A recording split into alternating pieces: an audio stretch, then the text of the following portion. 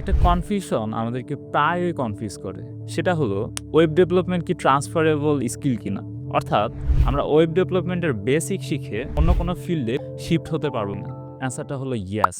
আমরা web development মানে শুধু ওয়েবসাইট বিল্ড করি না, আমাদের কিন্তু প্রোগ্রামিংয়ের বেসিকটাই স্ট্রং হয়, যেমন logical thinking, problem solving capability, debugging, testing, data handling, API integration সহ নানান কিছু। এই স্কিলগুলো কাজে লাগিয়ে আমরা automation, cyber security, data science, artificial intelligence, DevOps, app development, cloud engineering, SQL বা সফটওয়্যার কোয়ালিটি অ্যাসুরেন্স সহ নানান ফিল্ডে আমরা জাম্প করতে পারি।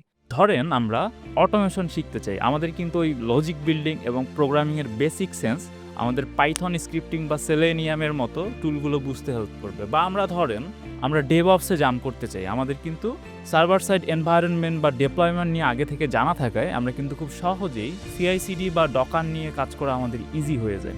সো আমরা ফাইনালি বলতেই পারি যে ওয়েব ডেভেলপমেন্ট হলো একটা গেটওয়ের মতো, যেটা শিখে আমরা অনেক ফিল্ডে জাম্প করার একটা দরজা খুলে ফেলতে পারি।